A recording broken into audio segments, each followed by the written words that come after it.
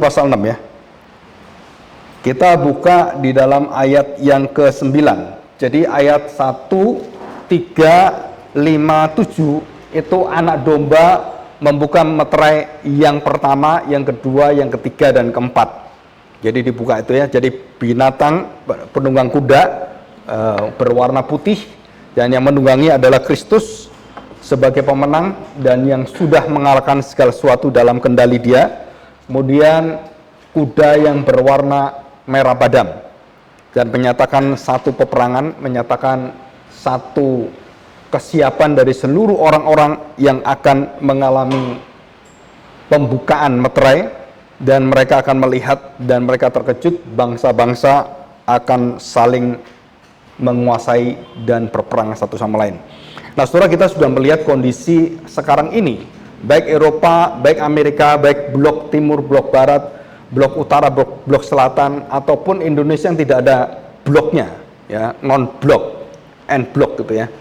Dan sekarang ada BRICS. Nah, saudara, ini semuanya bukan sesuatu yang terjadi kebetulan. Saya percaya bahwa itu berkaitan dengan sejarah penutupan akhir dari segala sesuatu. Dan kita semakin hari akan semakin mengalami begitu banyak kesulitan-kesulitan dengan tanda penunggang kuda, dan penunggang kuda yang ketiga yaitu penunggang kuda yang berwarna hitam, dan yang memberitahukan kepada kita bahwa seluruh dunia akan mengalami inflasi. Jadi kesulitan hidup akan lebih sulit, dan sekarang di Eropa, di Amerika semua kesulitan, dan juga beberapa negara yang sudah dinyatakan bangkrut, dan mereka akhirnya dirampas, dan mereka tidak punya hak untuk menjadi negara karena negara mereka dilelang, istilahnya dibeli. Dan hampir beberapa negara besar seperti Amerika, China itu membeli negara-negara kecil yang ada di daerah Afrika. Mereka sudah dikuasai oleh negara-negara ini, dan khususnya China yang banyak menguasai daerah di Afrika.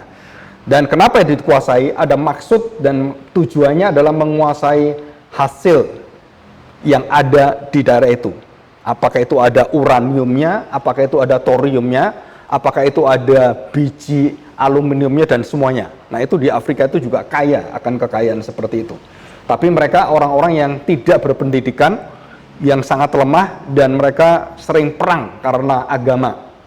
Ya, dan mereka beragama Islam itu mereka sering berperang satu sama lain, Syiah dengan Sunni, dan gak habis-habisnya, dan termasuk yang ada di Timur Tengah. Nah, saudara, ini semuanya di dalam kendali, di dalam kontrol, dan di dalam rancangan ketetapan Allah. Dan semua tidak ada sesuatu yang keluar di luar kendali Tuhan. Jadi kenapa ada negara begitu jahat? Kenapa ada negara yang sekarang ini seperti Indonesia, pemimpinnya begitu baik gitu kan? Saudara, itu rancangan Tuhan, dan ada maksud Tuhan semuanya. Dan kita nggak bisa mengerti, yang kita tahu adalah connectingnya tuh berhenti.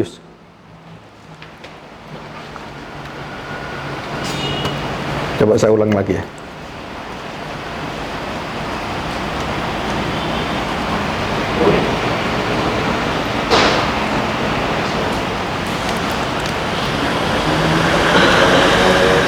Internetnya mati. Ya, kita sambil berjalan ya. Nah, saudara, kuda yang pertama, kuda kedua, kuda ketiga, dan yang keempat adalah kuda kematian. Jadi setelah satu kedaulatan Tuhan ditegakkan, dan Tuhan memenangkan, dan Tuhan yang mengerjakan semuanya, dan keempat meterai ini yang membuka adalah Tuhan Yesus sendiri, keempat meterai ini. Jadi bukan orang lain. Jadi Tuhan Yesus sendiri sebagai anak domba membuka meterai. Ya, meterainya dibuka. Nah, kalau kita tahu bahwa kenapa meterainya dibuka, karena meterai itu adalah satu lambang sesuatu yang akan terjadi di masa mendatang, sesuatu yang terjadi di masa mendatang. Dan apa yang terjadi, saudara perhatikan, apa yang terjadi adalah bahwa setiap kejadian, semua apa yang akan peristiwa-peristiwa yang terjadi, itu di dalam kondisi Tuhan yang atur, Tuhan yang tetapkan. Tuhan yang atur, Tuhan yang tetapkan. Ya, saudara harus mengerti ini. Nah, kita akan sebentar ya. Kita akan mengulangi, ini habis mati ya. Ya. Oke. Jadi dalam pasal 6, 1, 3, 5, 7 dan yang ke-7 itu adalah yang ke-4, itu penunggang kudanya adalah penunggang kuda kematian, seperti tengkorak dan warnanya tuh pucat hijau kuning. Nah, hijau kuning itu adalah dalam arti sudah dinyatakan dalam sekarat atau mati. Dan pekerjaan dari kegelapan itu yang dibuka, diizinkan Tuhan, dikontrol Tuhan, itu membawa 1/4 seluruh penduduk bumi itu mati dengan kesia-siaan. Tadi kita tahu, saudara, di dunia ini kematian itu begitu banyak, kita nggak tahu. Ya, kematian begitu banyak, kita nggak tahu. Kemarin saya beritahu, orang-orang yang mengaborsi, ibu-ibu muda yang belum kawin mengaborsi bayinya, atau seorang ibu yang mengaborsi bayinya, itu jumlahnya bukan cuma 100.000 orang. Jadi dalam waktu lebih kurang 10 tahun, sampai sekarang ini ada sekitar 20 tahun, saudara, dihitungnya adalah per 1 detik. Bukan per hari, bukan per tahun. Hitungnya ada per detik. 1 detik itu, yang bayi yang dibuang, yang digugurkan, itu lebih daripada 5-10. Data yang tercatat. Yang tidak tercatat, itu lebih besar lagi. Dan bisa 2 kali lipat. Jadi orang-orang, anak-anak yang di kota-kota, yang di dunia modern itu, mereka dengan ramuan apapun ke dokter menggugurkan itu 1 detiknya yang mati minimal 5 orang. Bayi itu manusia, saudara. Bayi bukan, oh ini manusia belum jadi gitu, bukan. Umur 1 bulan itu manusia, umur 1 hari itu manusia. Sudah jadi itu manusia. Apalagi umurnya kalau digugurkan itu umur 4 bulan, 5 bulan gitu, yang sudah ada bentuknya. Atau lebih sadis lagi, bayi itu dipotong-potong di dalam. Karena nggak bisa keluar, jadi bayinya itu dipotong di dalam, digunting-gunting di dalam, kemudian diambili. Jadi tubuh bayinya itu udah kayak daging-daging yang dipecah semua. Dan itu dilakukan oleh manusia, dan itu jumlahnya setiap hari tambah banyak. Dan ini belum yang kita hitung yang kemarin, yang hampir 1/4 dari 8 miliar manusia yang dalam sepanjang sejarah kita perhatikan. Saudara, lebih daripada hampir sekitar 1 miliar itu korban penyakit dan banyak yang lainnya, dan itu semua rancangan dari Tuhan, kedaulatan Tuhan. Dan itu semua dikendalikan Tuhan, dibuka oleh Tuhan. Nah, saudara, kita sulit sekali berpikir mengapa Tuhan mengendalikan hal yang sepertinya gelap, sepertinya kejahatan semuanya. Kalau bukan Tuhan, siapa yang mengendalikan? Memang setan gitu. Nah, ini adalah apa yang terjadi di Alkitab, apa yang diberitahukan kepada kita, dan khususnya itu adalah hal-hal yang sulit kita terima dalam pikiran kita. Kecelakaan, musibah, bencana alam, tsunami, siapa yang menetapkan semua itu? Jawabannya adalah Tuhan. Bahkan orang yang lahir kemudian jadi jahatnya bukan dari Tuhan, jadi jahatnya. Tapi orang itu lahir dan kemudian ditetapkan Tuhan, itu semua dalam ketetapan Tuhan. Tuhan tidak membuat orang menjadi orang yang penyebab dosa, bukan. Tapi orang itu sendiri bertanggung jawab. Tapi Tuhan dalam kemahakuasaannya, dia menetapkan segala sesuatu dan dia memelihara segala sesuatu. Kalau bukan seperti itu, dia bukan Tuhan. Dia yang menguasai semuanya. Dan ini Alkitab sudah ajarkan dan kita sudah pelajari di kelas hari Kamis dan juga hari Sabtu. Itu ada pembinaan secara bertahap gitu kan, tentang pengajaran-pengajaran penting, doktrin-doktrin penting. Nah, saudara, saya bahkan saudara bisa mengikuti itu.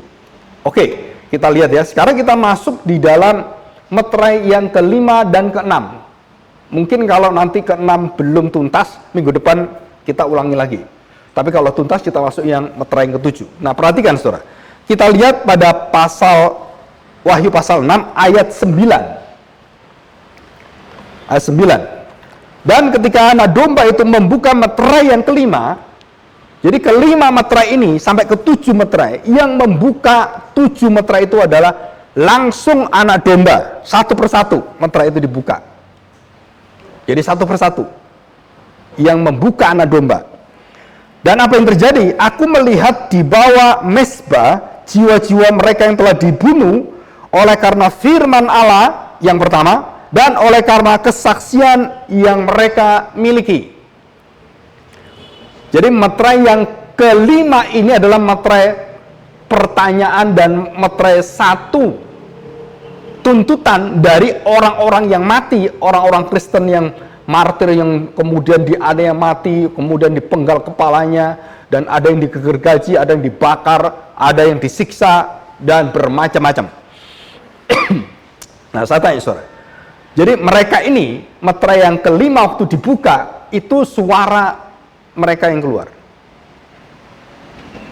Apa yang disuarakan oleh mereka? Mereka mati dibunuh karena firman Allah dan karena kesaksian mereka akan Kristus, Injil Kerajaan Allah, Injil Yesus Kristus.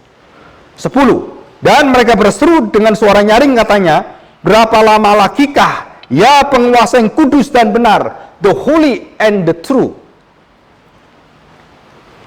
yang benar dan yang kudus. Jadi mereka bertanya kepada Tuhan, berapa lama lagikah?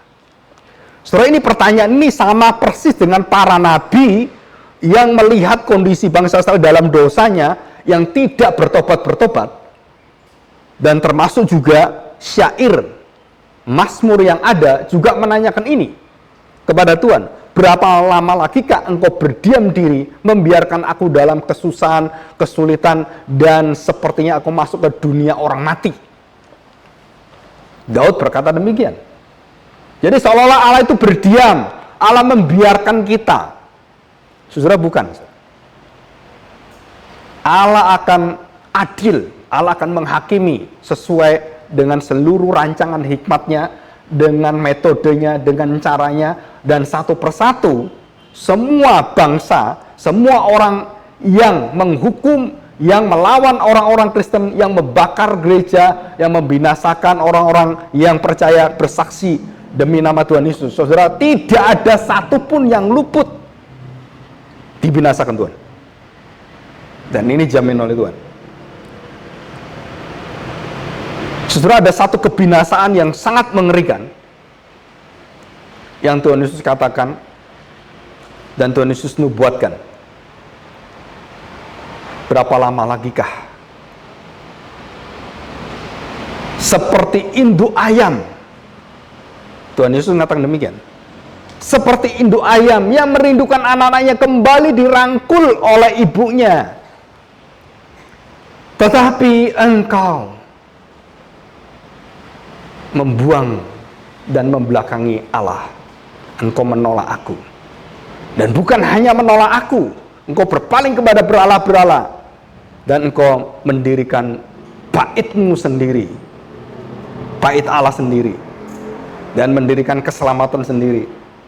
Dan Tuhan Yesus kemudian memberitahukan pada mereka, pada murid-murid, di dalam Matius 24 ayat 1 dan 2. Dan waktu murid-murid melihat kemegahan bait Allah yang begitu megah, penuh dengan emas, di dalamnya itu mewahnya luar biasa, dibangun sudah ratusan tahun, dari sejak Salomo sampai Herodes. Dan sekarang mau dibangun bait Allah yang ketiga oleh bangsa Israel yang nggak ngerti tentang Mesias. Apakah itu akan terjadi? Dan saya percaya menurut iman Kristen bahwa bait Allah itu tidak akan pernah terbangun. Kenapa? Karena Tuhan Yesus mengatakan kalimat ini, engkau lihat semua kemegahan ini, aku akan runtuhkan semuanya. Jadi siapa yang meruntuhkan? Tuhan sendiri. Tuhan runtuhkan. Dan tidak ada satu batu pun yang berdiri seperti yang kita lihat tembok-tembok kemegahan itu. Semua runtuh. Dan yang meruntuhkan Raja Titus, menyerbu dan dihancurkan semuanya. Saudara, kenapa Tuhan Yesus menubuatkan ini? Jawabannya cuma satu, saudara. Karena kamu bunuh saya. Karena kamu tolak saya. Kebanggaanmu yang paling hebat, kerajaanmu paling luar biasa, aku hancurkan. Salomo sana, Daud sama, dan orang Kristen juga sama. Jika kamu membanggakan di luar apa yang disebut sebagai Tuhan Allahmu, engkau banggakan apapun, gerejamu, pendetamu, siapapun, saudara, di akhir zaman semua dihancurkan Tuhan. Dan itu peringatan, dan terjadi kapan? Saudara, 70 tahun kemudian, 70 Masehi, besar-besaran bangsa Israel dihancurkan Tuhan. Bukan hanya penghancuran bait Allah, seluruh silsilah dan turunan-turunan yang ada di Sekina, di tempat di mana itu ada, saudara, di mana seperti itu kantor dukcapilnya, itu habis semua, dibakar habis. Dan sekarang ini banyak orang mengatakan, oh saya ini orang Israel asli, saya punya turunan. Dari mana? Saudara, semua sudah bercampur. Dan banyak orang mengatakan, oh ini saya ini Israel asli, jadi masih keturunannya Daud. Dari mana kamu tahu? Saudara, kita harus tahu bahwa Tuhan Yesus yang menghancurkan seluruh kebanggaan, turunan, bait suci, bait Allah, ritual, semua dihempaskan Tuhan. Kenapa? Karena hukuman Tuhan. Karena kamu bunuh anakku yang tunggal. Karena kamu menyalibkan dia. Itu khotbah Petrus pada pasal 2, pasal 4. Saudara, dan resikonya kamu harus tanggung. Dan Tuhan akhirnya menghentikan seluruh keturunan daging dan digantikan dalam Kristus, keturunan spiritual. Jadi orang-orang Israel yang baru bukan lagi secara fisik, tapi di dalam Kristus. Nah, inilah puncak dari perbedaan iman Kristen dengan iman orang Yahudi dan iman yang bukan Kristen. Apa yang bukan Kristen adalah saudara-saudara percaya di dalam Kristuslah, Israel dibangun di dalam Kristuslah, keselamatan itu ada di dalam Kristuslah, keturunan Abraham menjadi bintang-bintang di langit dan menjadi pemimpin dan memberkati dunia. Itu di dalam Kristus. Di luar Kristus semua binasa. Dan inilah akibatnya waktu Yesus mengatakan sebelum Abraham ada, aku sudah ada. Bahkan kamu bukan aku menghakimi kamu, Musa akan menghakimi kamu karena Musa menyembah aku. Saudara, mereka marah luar biasa dan mereka melihat Yesus ini menghujat Allah. Akhirnya dibinasakan. Nggak ada cara lain.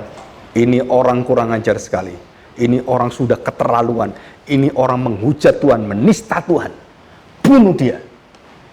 Nggak tahunya Tuhan sendiri dia yang menjadi manusia. Dan dosa orang-orang itu yang membunuh itu, saudara, tetap ditanggung oleh mereka.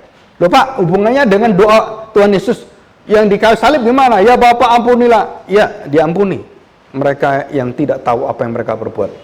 Mereka yang tahu yang dosa sengaja dibinasakan Tuhan. Mereka yang ikut-ikutan nggak tahu, nah mereka yang bertobat, mereka nggak dapatkan itu. Nah, saudara, kita melihat ini ya.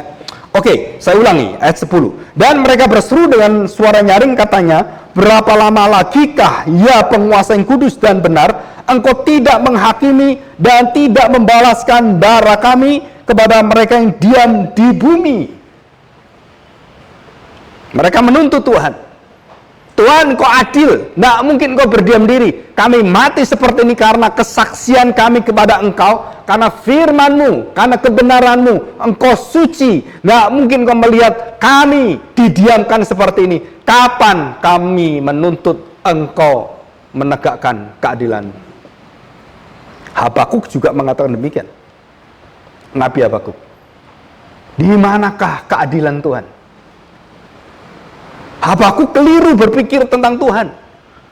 Orang benar kok dihakimi, kemudian saudara dikuasai oleh orang-orang jahat.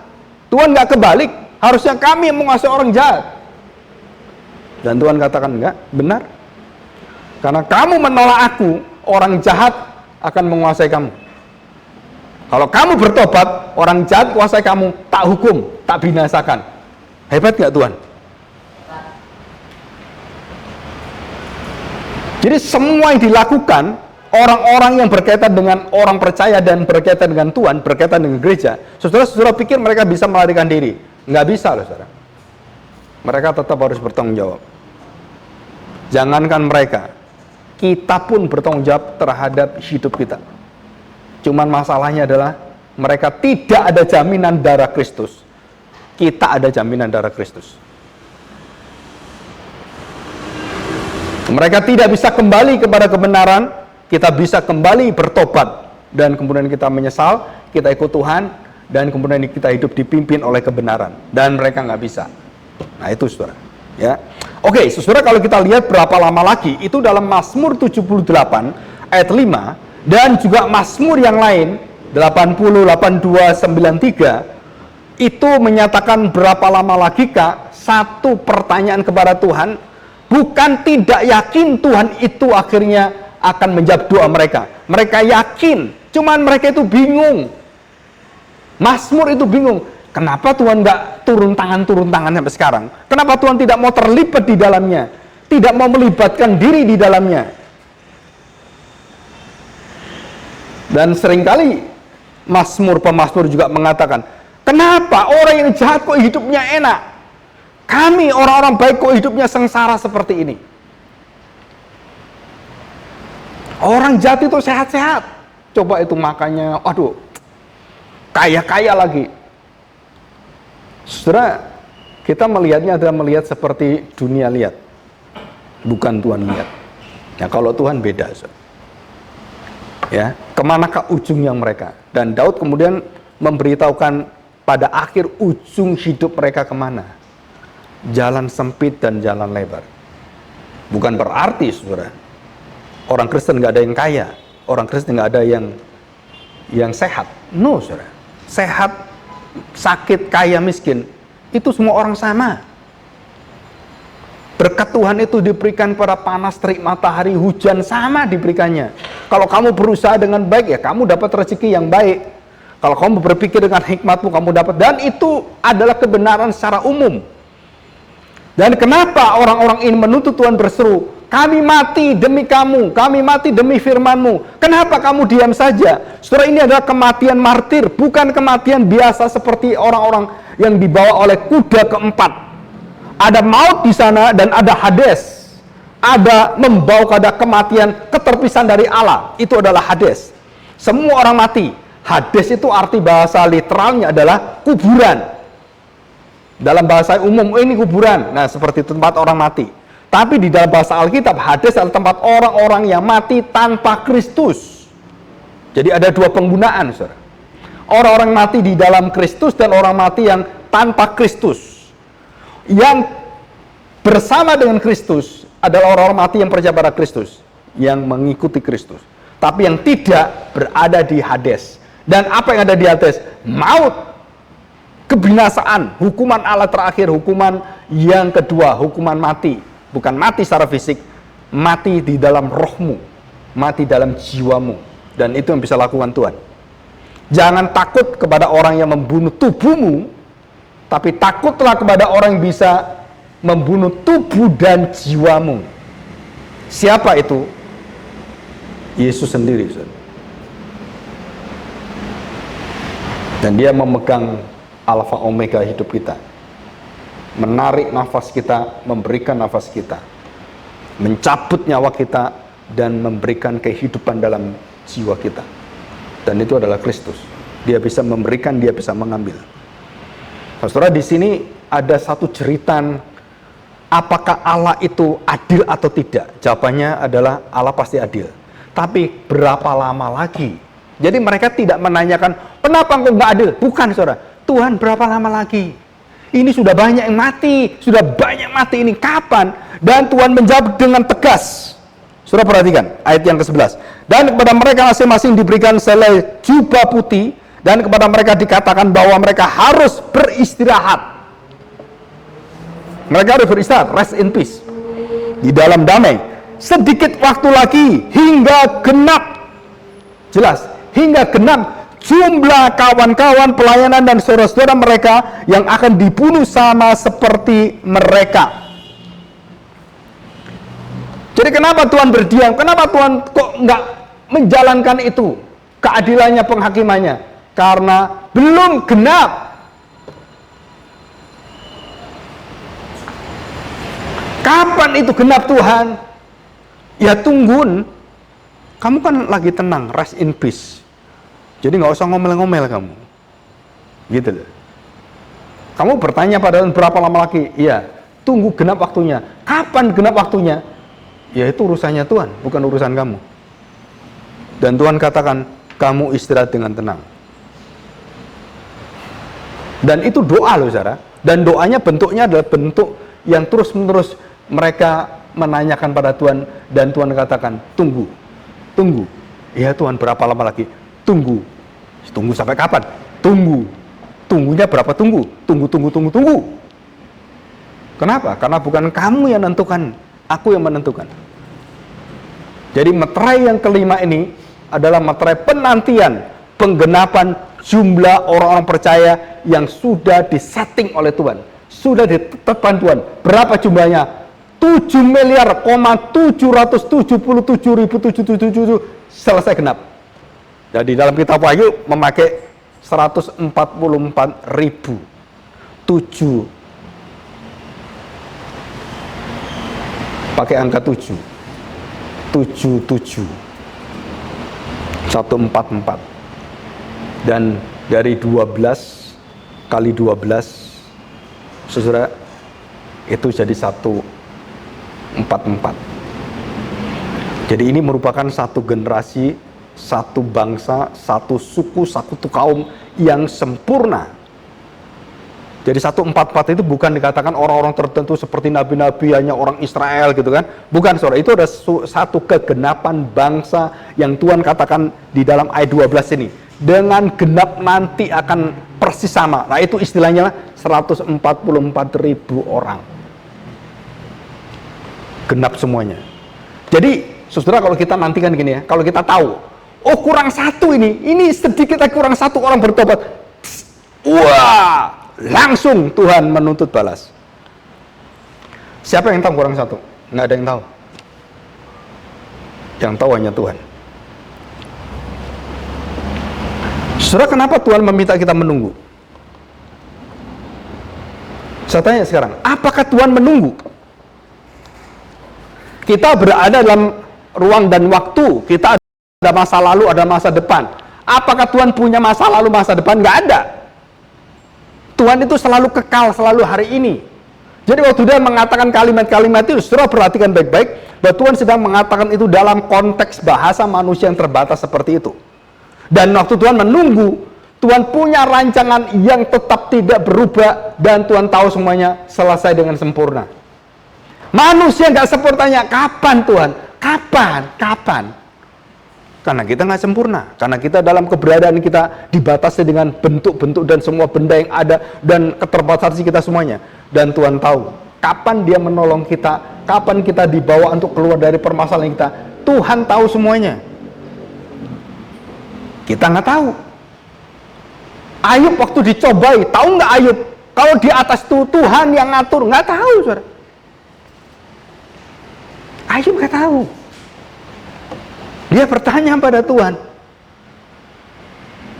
Tuhan ingin bertanya.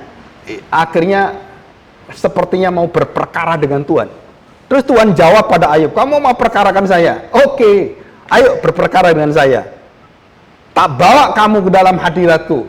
Siapa yang menciptakan dunia semesta alam ini, tata surya semuanya, jagat semesta ini, bumi, galaksi, galaksi-galaksi yang lain. Siapa yang menciptakan kuda Nil, buaya, gajah, dan semuanya? Yang menciptakan laut dan semuanya, membatasi semua tanah-tanah dan pulau-pulau, membaginya. Siapa? Ayub berdiam, saudara. Karena nggak mungkin manusia bisa berkhidmat lebih daripada Tuhan. Dan Ayub kemudian mencabut semua perkataannya. Saudara, kita Jangan melebihi daripada orang-orang yang istilah saya itu kebacut, kebablasan. Banyak orang-orang itu ingin tahu lebih daripada yang tidak diperbolehkan tahu. Wah, saya ketemu dengan Allah Bapa, saya ketemu dengan malaikat Jibril, saya ketemu dengan malaikat Mikail. Memangnya kamu siapa? Gabriel atau Jibril itu datang hanya beberapa kali, dan itu urusannya dengan kelahiran Kristus. Allah menjadi manusia dan lahir di dalam kandungan Maria. Nah, itu baru Jibril. Tidak pernah ada yang lain dia bicarakan apapun. Kok kamu ketemu Jibril, terus ketemu dengan Mikail? Michael, iya betul, ada manusia namanya Michael. Kalau Michael malaikat ketemu kamu ngapain? Oh iya Pak, saya ketemu dengan malaikat yang luar biasa. Di mana? Wah, ketemu saya itu waktu di Solaria. Wah, saudara, ngapain ke Solaria malaikat itu? Seolah-olah kita ini menjadi orang yang lebih hebat dari orang lain rohani kita. Saudara, kita kemudian keblinger dan akhirnya tersesat dalam pikiran kita. Ya. Oke, kita lihat ini. Jadi kegenapan. Saudara, saya ingin kita membaca Matius 24 ayat 14. Matius 24 ayat yang ke-14. Perhatikan, saudara. Saya bacakan 12 ya. 13-14. Dan karena makin bertambahnya kedurhakaan, maka kasih kebanyakan orang menjadi dingin.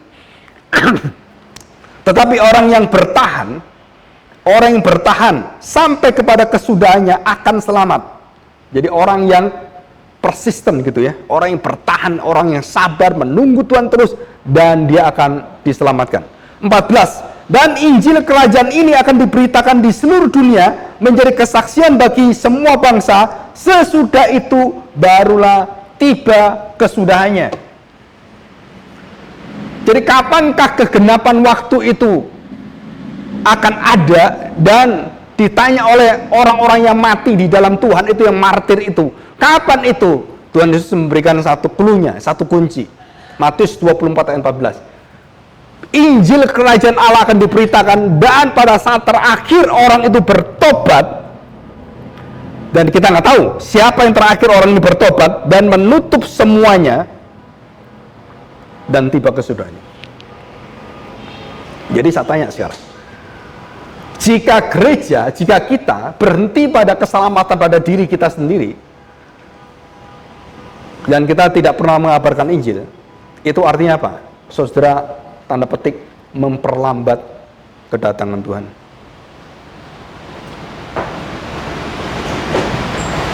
Apa yang membuat Tuhan itu datang? Salah satunya adalah unsurnya pemberitaan Injil kerajaan Allah. Kalau gereja nggak memberitakan, menikmati dirinya sendiri, wah saudara, berarti kita lupa panggilan kita. Jadilah terang, jadilah garam, kita lupa semuanya. Jadi kita dibawa ke dalam satu hati Tuhan untuk apa? Memberitakan keselamatan sampai ke ujung bumi, sampai selesai, dan orang terakhir dipanggil Tuhan selesai, genap jumlahnya 144.000 itu. Tuhan datang, dan Tuhan semuanya akan gulung semuanya. Oke ya, kita lihat kepada fakta sejarah. Saudara perhatikan. Semua orang martir, semua penyiksaan, dan semua yang berkaitan dengan bangsa Israel. Perhatikan, yang pertama, Mesir memperbudak Israel ratusan tahun. Asyur, Babilonia, Romawi, terus orang-orang yang ada di Kanaan, orang ada di Moab, ada di Edom, dan semuanya yang pernah berperang dengan bangsa Israel. Saudara perhatikan, Tuhan katakan di dalam Kejadian pasal 12, Mazmur 137, Yesaya 25 ayat 15-17, Yoel dan Obadja pasal yang 1 ayat 15-18. Saudara baca semua nanti. Saudara, semua orang yang tanda petik dipakai oleh Allah sebagai alat kebinasaan dan kemudian mendidik bangsa Israel, saudara, alat kebinasaan ini tidak diberikan oleh Allah hati yang bertobat, dan Allah tidak memberikan belas kasihannya, dan memang diangkat untuk mendidik Israel dan kemudian dibinasakan Tuhan. Itu ada di Alkitab semua.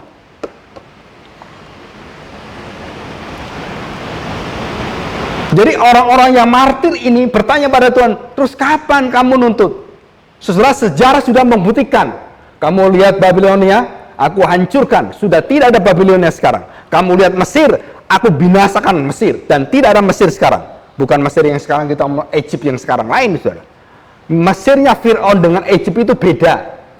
Saudara, kemudian kita lihat kekaisaran Romawi yang begitu besar, hampir satu dekade yang menguasai seluruh jagat ini, hampir 500 tahun sampai selesai kira-kira 800 tahun. Romawi itu menguasai bangsa-bangsa dengan luar biasa. Dengan hukumnya Lex Romana, dengan perdamaiannya Pax Romana, Romawi itu merangkul seluruh bangsa. Kalau nggak mau, kamu akan aku binasakan. Kalau mau berdamai dengan saya, kamu baik dengan saya, kamu menjadi negara serikat saya. Sepertiga dunia dikuasai Romawi.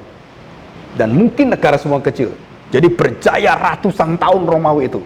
Dari zamannya Tuhan Yesus sampai berapa ratus tahun kemudian, itu masih kuat, tapi kemudian hancur. Kenapa hancur? Tuhan hancurkan. Saudara, kadang-kadang kita lihat kedaulatan Tuhan itu rada aneh dalam pikiran kita.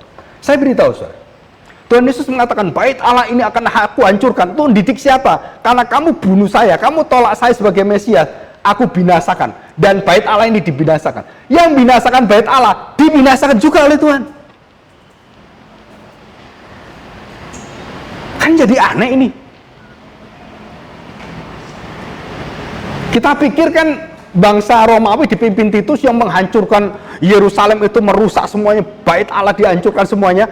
Oh, ini kan dari Tuhan, karena Tuhan mengangkat mereka dan mereka sebagai alat hukuman Tuhan. Oh enggak, saudara, alat hukuman Tuhan itu pun dihukum Tuhan. Jadi Tuhan itu adil. Nah, kalau kita tahu cerita seperti ini, kemudian kita praktekkan dalam hidup kita. Ada orang-orang jahat menipu kita dan semuanya gitu kan. Ada orang baik yang membantu kita. Saudara tahu? Dikatakan demikian oleh firman Tuhan. Oleh Tuhan sendiri. Perhatikan saudara. Barang siapa memberkati engkau, Abraham ya, dan seluruh keturunannya, termasuk Israel, aku akan memberkati mereka. Saudara, ini bukan janji sembarangan. Jika kamu memberkati orang Kristen, jika kamu memberkati orang-orang percaya, saudara, Tuhan tidak berdiam diri. Tuhan tidak berhutang dengan kamu. Karena orang percaya adalah dirinya sendiri. Yesus sendiri dalam diri orang percaya. Waktu dia dalam kesusahan, kamu menolong dia. Kamu bukan orang Kristen pun, Tuhan berkati kamu. Saudara, ini Tuhan itu adil. Daud waktu dalam kesusahan, saudara, beberapa orang-orang suku-suku tertentu menerima Daud, dan waktu Daud kembali berjaya, Daud ingat hati Tuhan. Mereka semua diberi kenikmatan oleh Daud dan dijamin mereka oleh Daud, dan semua dibangun oleh Daud. Karena Daud punya hati Tuhan. Tapi masalahnya adalah, apakah kita bisa nggak dibalik? Kan tadi orang yang tidak percaya, orang yang di luar daripada keturunan Abraham memberkati Abraham, Tuhan berkati. Sebaliknya, kalau kita memberkati orang yang tanda petik yang jahat, musuh kita berkati, kita kasih, apa yang kita terima? Saya tanya saudara, jauh lebih besar daripada orang yang tidak percaya mengasihi kita, saudara. Betul? Kalau saya bisa mengasihi musuh saya mendoakan dia, saudara, itu berkatnya lebih limpah daripada musuhmu mengasihi kamu. Yang Tuhan pakai untuk menjamin hidupmu. Dan Tuhan berkati dia. Tapi kamu yang mengasihi musuhmu, saudara, itu berkatnya bukan cuma berkat yang ada di dunia ini. Berkatnya adalah kamu adalah anak-anak kerajaan Allah, anak-anak Bapak surgawi. Kalau kita bisa mengasihi musuh, lah kalau dalam keluarga kita, kakak adik bermusuhan, suami istri bermusuhan, saya tanya saudara, kalau musuh saja suruh ngasih, lah kamu suami istri nggak bisa ngasih, gimana kasih Kristus? Bagaimana prakteknya itu nih? Betul kan? Jangan kau jauh-jauh, deket aja nggak bisa. Nah harusnya ada kekuatan yang luar biasa sebagai anak-anak Bapa surgawi, saudara. Apa itu? Kasih itu mengalahkan segala permusuhan, menghentikan segala peperangan dan kebencian. Itu adalah kasih. Kenapa orang Kristen tidak membalas kejahatan dengan kejahatan? Karena Kristus tidak melakukan itu. Jangan membalas caci maki dengan caci maki. Orang-orang mencaci maki kita, kemudian sampai kemudian menganiaya kita, membakar gereja kita. Saudara, itu urusannya Tuhan, bukan urusan kita. Tuhan katakan, kamu yang bakar gereja, kamu pikir kamu diam. Puji Tuhan kalau kamu dijadikan Kristen, ya kan? Kalau enggak, Tuhan binasakan kamu. Semua ada keadilan Tuhan. Nah, disinilah kita belajar bahwa Allah yang mengontrol sesuatu, anak domba Allah yang membuka meterai itu, dan dia menguasai seluruh jagat semesta dan seluruh peristiwa. Ya, kita lihat sekarang yang terakhir, ya, Wahyu pasal 6 yang terakhir, membuka meterai yang ke-6. Perhatikan saudara, maka aku melihat ketika anak domba itu membuka meterai yang ke-6, sesungguhnya terjadilah gempa bumi yang dahsyat, dan matahari menjadi hitam bagaikan karung rambut. Coba kita lihat PowerPoint-nya. 2 PowerPoint, ya. Yang pertama, kedua, karung. Nah, saudara perhatikan ini, bawahnya. Nah, ini cuma gambaran, nanti lebih hebat, saudara. Saya seumur hidup pernah lihat badai pasir di Beijing. Wah, saudara, itu berada di tengah-tengah badai pasir itu, kita kayak orang nggak punya apa-apa, saudara. Kalau mati ya matilah. Apalagi badai laut, di tengah-tengah laut seperti murid-murid Tuhan Yesus gitu kan. Waduh guru, ada badai. Aduh, kita akan mati, kita akan mati. Tuhan Yesus yang membuat badai seperti itu, dia menciptakan laut, yang menciptakan sesuatu. Takut nggak dia? Ya kita takut pasti kan. Tapi Tuhan Yesus takut nggak? Tidur dia enak, santai, tenang aja dia. Kenapa? Dia bisa damai seperti itu. Ya dia menguasai semua. Dia menciptakan semua. Dan siapa yang takut? Ya murid-muridnya kan. Waduh, gimana ini? Ya seperti kita. Dampaknya, saudara, meterai ke-6 ini, perhatikan, kita baca ini. Dampaknya, perhatikan, matahari menjadi hitam bagaikan karung rambut, dan bulan menjadi merah seluruhnya bagaikan darah. Dan ini berkaitan dengan dunia di atas kita, saudara. Berkaitan dengan langit yang akan runtuh, yang akan digulung oleh Tuhan. Dan 13, dan bintang-bintang di langit berjatuhan ke atas bumi. Satu meteor yang kira-kira segede kira-kira 40 ton gitu kan, itu kalau nimpa ke laut, terjadi tsunami lebih besar 5-10 kali lipat daripada tsunami Aceh. Kalau itu cuma berapa puluh ton. Kalau ini bintang di langit nyebur ke bumi, saudara bayangin kayak apa bumi kita ini. Saudara, ini akan terjadi, bukan nanti-nanti. Oh ya urusan nanti aja lah, kita jangan ngurusin gitu. Kenapa ini harus diajarkan? Kenapa ini harus kita terima? Ini adalah the real life of our universe. Kita sedang menuju kepada kebinasaan. Rumah kita bukan dunia ini. Rumah kita adalah bumi dan langit yang baru. Nah, saudara perhatikan. Dan bintang-bintang di langit berjatuhan ke atas bumi bagaikan pohon ara. menggugurkan buah-buahnya yang mentah. Apabila ia digoncang angin yang kencang, maka menyusutlah langit bagaikan gulungan kitab yang digulung, dan tergeserlah gunung-gunung dan pulau-pulau dari tempatnya. Saudara, kalau saudara lihat peta, kan ada pulau-pulau yang kayaknya itu kalau ini nyambung ke sini, ini persis, ini nyambung ke sini, oh Indonesia itu nyambung ke atas, dan kemudian dari atas ini ke sebelah kiri dengan India, ke sebelah kiri lagi kemudian dengan Afrika, dan semua asalnya itu satu pulau, dan pecah semua. Dan saudara, di akhir zaman gunung pulau bergeser, saudara.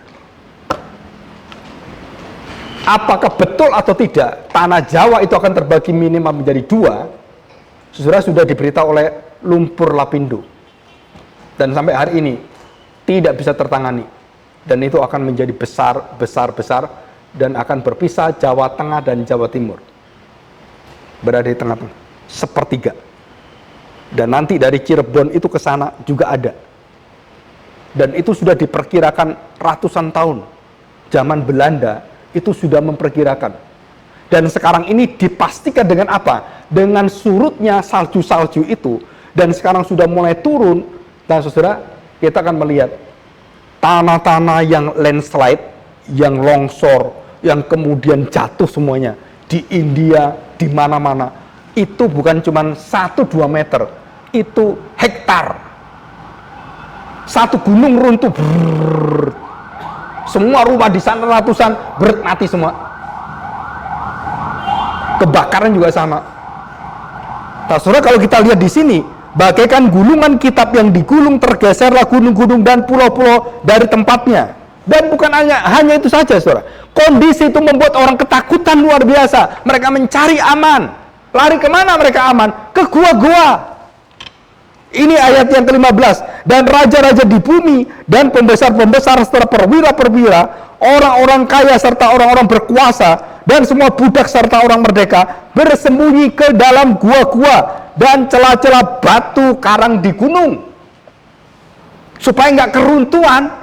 Waduh, gimana? Mereka bikin masuk ke rumah, bikin bunker semuanya. Mereka pikir mereka bisa selamat, ya kan? Apa yang dikatakan ayat 16? Dan mereka berkata pada gunung-gunung dan kepada batu-batu karang itu, runtuhlah menimpa kami, dan sembunyikanlah kami terhadap dia. Siapa dia? Anak domba Allah yang duduk di atas tata, dan terhadap murka anak domba itu. Jadi kenapa ini terjadi? Tanah bergeser, gunung bergeser, bintang jatuh semuanya. Apa terjadi, saudara? Anak domba Allah murka. Allah marah kepada manusia. Kenapa? Injil diberitakan, engkau tolak terus. Lambang daripada bait Allah dikatakan, aku akan hancurkan bait Allah ini, dan di akhir zaman aku hancurkan bumi dan langit. Bukan cuma satu bangunan, bukan cuma satu tempat ibadah, tapi Tuhan katakan, aku akan gulung langit dan bumi.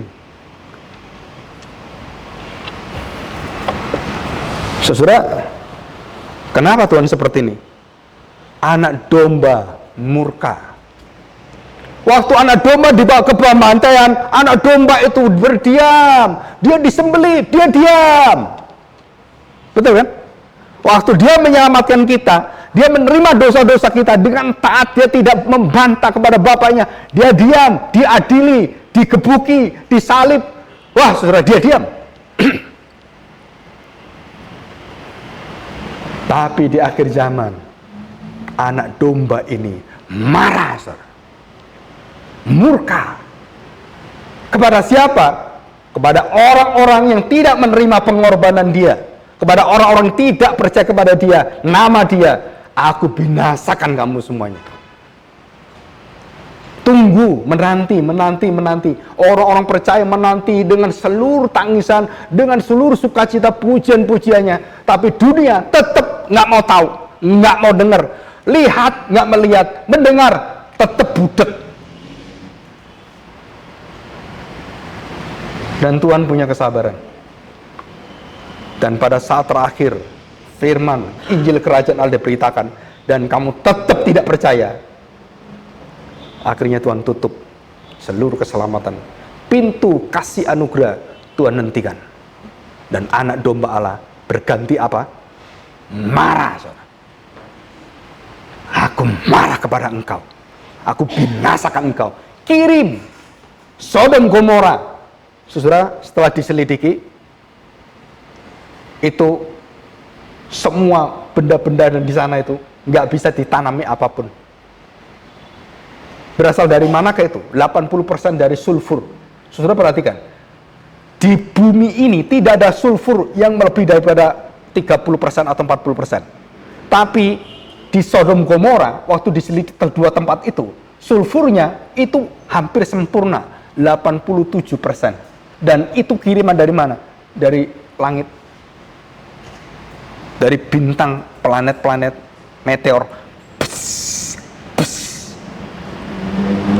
Jadi Tuhan pernah mengirim langit-langit yang ada benda-benda langit itu untuk menghancurkan Sodom Gomora sebagai peringatan di akhir zaman. Tuhan bukan hanya kirimkan untuk Sodom Gomora, seluruh bumi ini. Saudara, banyak orang mengatakan bahwa kita akan hancur negara kita karena kita perang pakai nuklir. Alkitab mengatakan tidak. Nuklir tidak akan menghancurkan bumi kita. Tapi Tuhan memakai bintang-bintang di langit. Jadi saya percaya, saudara, secara pribadi saya percaya perang nuklir itu nggak akan terjadi. Kalau terjadi, itu namanya manusia bunuh diri.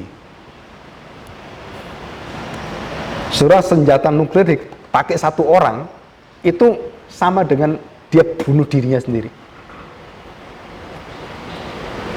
Dulu sempat sampai hampir 10.000 kepala nuklir. Sekarang tinggal 3.000.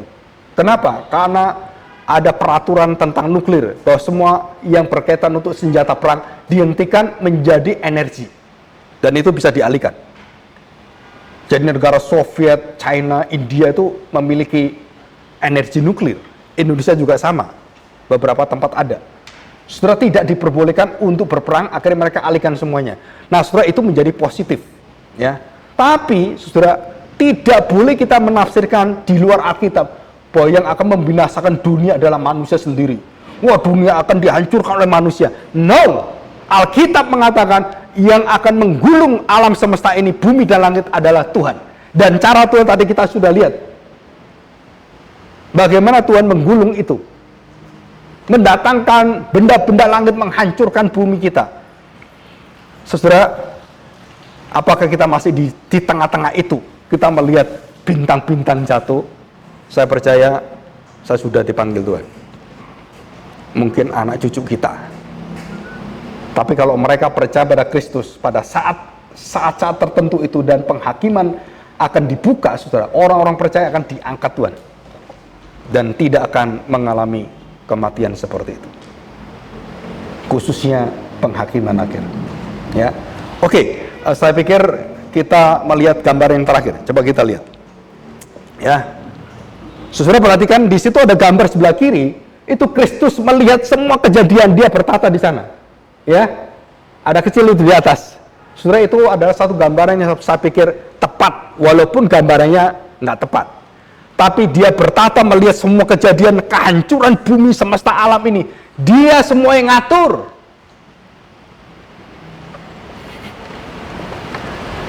Dan saya percaya, saudara, waktu kehancuran itu tiba, pada saat semuanya itu, ada peristiwa yang mendahulunya. Apa? Orang-orang di dalam Tuhan yang mati akan diangkat semuanya. Dan yang hidup pun diangkat bersama dengan Tuhan di parusia. Dan itu waktunya Tuhan, kita nggak tahu. Tapi kita yang mati, semua yang mati di dalam kematian, ataupun seumpama kita mati juga kena seperti itu kan, kena semuanya akibat daripada akhir zaman itu. Saudara, nggak perlu takut. Kenapa nggak perlu takut? Karena jiwa kita sudah di dalam lindungan Tuhan. Gitu, saudara. Kalau toh ini menimpa kita orang Kristen, kita nggak takut. Kenapa nggak takut? Karena kita sudah diselamatkan. Nyawa kita sudah dalam lindungan Tuhan. Jadi apa yang kita takutkan? Bahkan di neraka pun, kalau bersama dengan Kristus, api neraka jadi dingin. Nggak mematikan kita. Karena sudah dimatikan. Neraka yang mematikan kita, dimatikan Kristus, sengatnya sudah dibinasakan Tuhan. Jadi nggak ada satu tempat yang menakutkan kita. Karena kita bersama dengan Tuhan. Ya, oke, mari kita